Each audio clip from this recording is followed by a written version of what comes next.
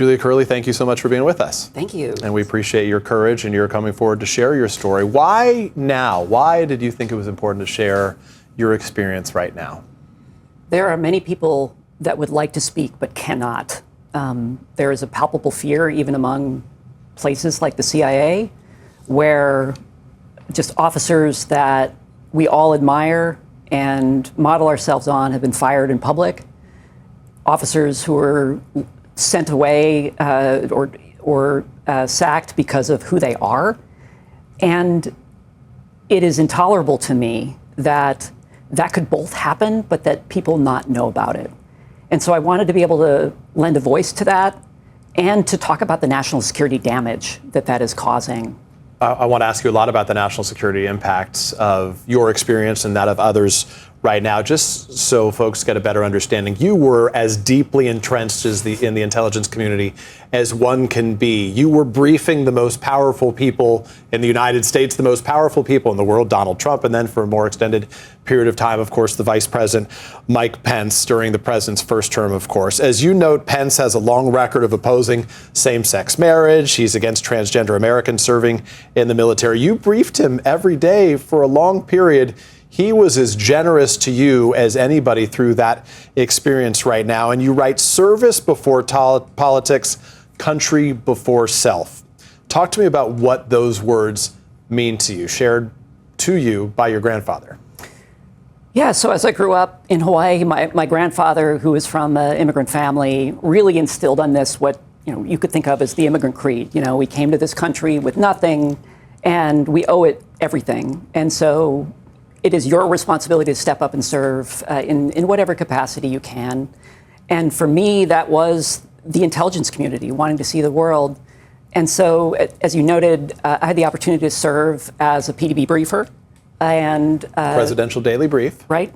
And although it was a long and difficult period of waking up before midnight, 6 days a week in order to deliver the most sensitive secrets that America has first thing in the morning to senior customers, it was just an honor to do it. And so when the opportunity came to be put forward to be the vice president's briefer, I was certainly not unaware of Mike Pence's background and how he's perceived in my community. And I don't pretend to know what he truly believes in his heart. What I can tell you is how I was treated, which was with profound respect and dignity.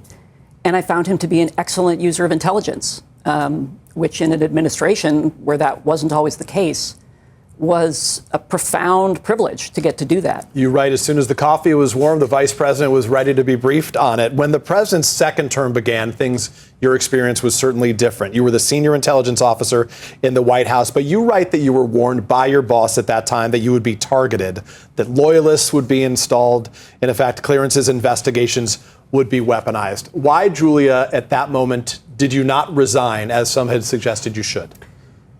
I felt like it was my duty to stay. Ever since I had been a baby analyst, really, at CIA, we had been taught that our obligation is to serve regardless of party, regardless of politics, and that had always been the case. I had served through the Bush administration, through the Obama administration, through the first Trump administration, through the Biden administration, and I believe firmly that I could do it, that it would be like before, that despite my profound differences on a personal level, it was still my obligation to serve, regardless of party.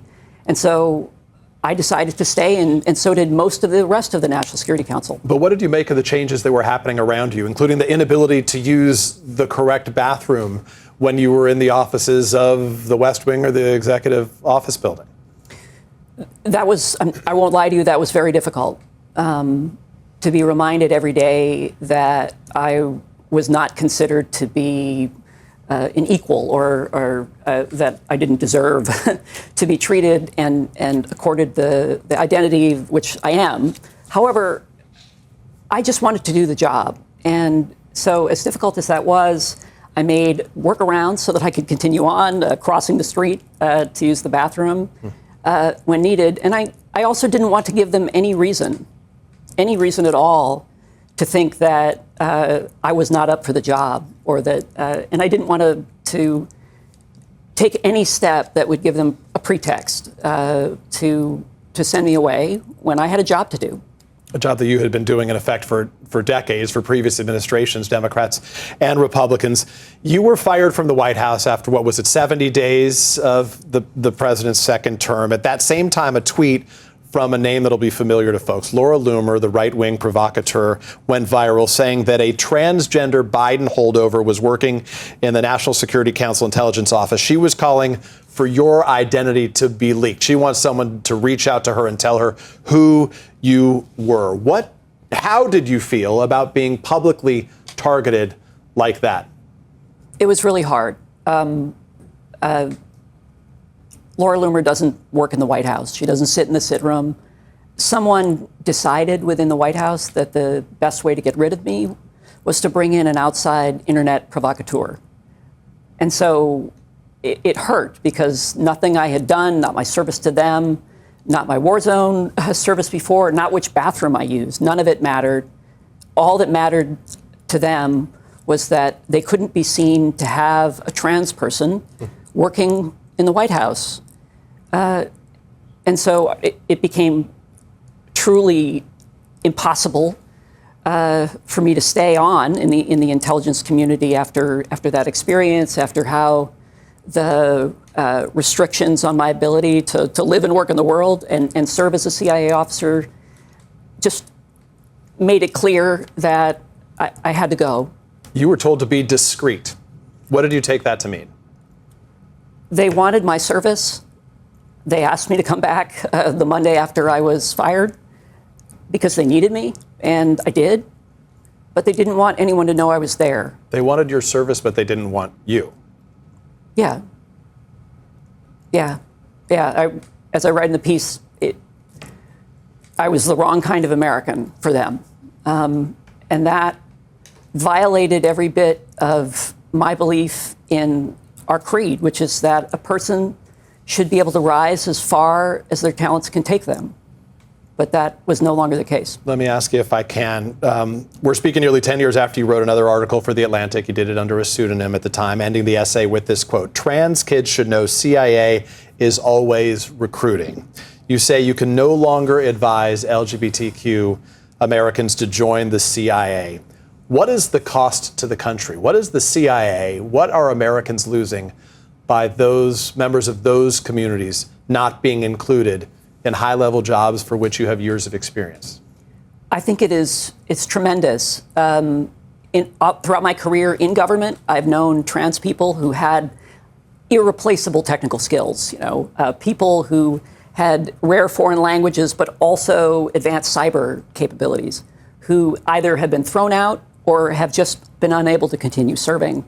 And the clear message to the country, of which trans people, gay and lesbian and bisexual people are all a part, is that you're not wanted here. And that message has been sent loud and clear.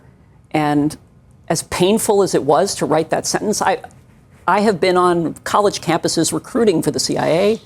CIA has sponsored events and booths at pride parades because we wanted all Americans to lend their talents to our national security.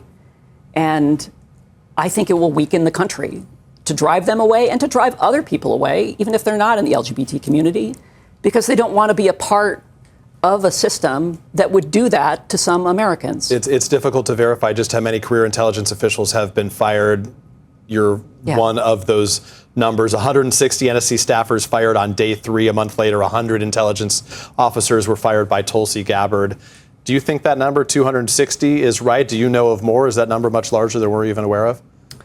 I'm not aware of the actual overall number that have left the intelligence community. I know just from my cohort of officers who joined after 9/11, who served for 20 or 25 years, the losses have been tremendous. And people who have been treated like this just didn't feel like they could stay. You're watching what's going on in Iran right now. I'm curious for your professional experience. You know this region well. What do you make of the president's handling of this? And what is his miscalculation in a war that he said would be done in a matter of weeks? Well, it's been a disaster from the beginning.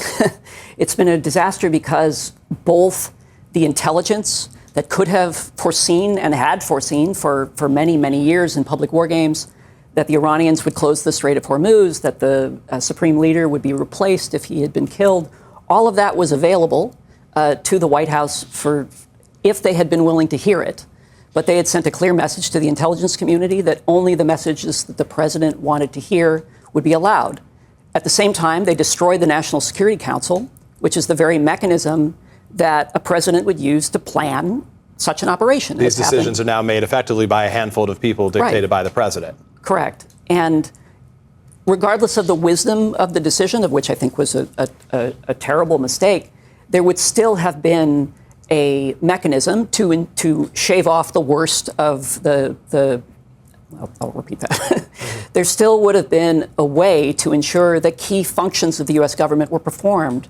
And so, for example, in a war that we started, that America launched as a choice, we also didn't have an evacuation plan for U.S. diplomats and for 500,000 Americans who were stranded in the Middle East, which is inconceivable to me as a person who'd worked in the National Security Council for almost 2 years. Two last questions I want to ask you. One, there's been a lot of public reporting about how the president receives the PDB, the Presidential Daily Briefing. What can you tell us about the way he liked to receive information?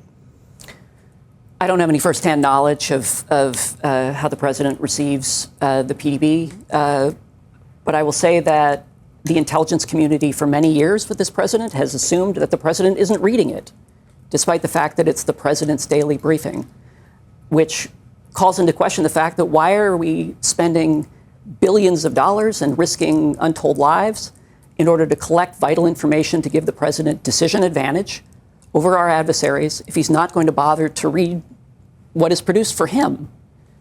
And then as it relates to your experience, again, you called yourself the wrong kind of American. The president consumes a lot of television. He's likely to hear some of this conversation. What do you say to Donald Trump, the president of the United States? That the exclusion of some Americans, the division of Americans into the right and wrong kind, it is weakening our national security. And I don't understand where the animus towards people like me comes from. I served loyally and happily through his first term and directly his first vice president, and into this term I volunteered to stay. I don't understand why they would so casually throw away dedicated officers who just want to continue our tradition of nonpartisan service.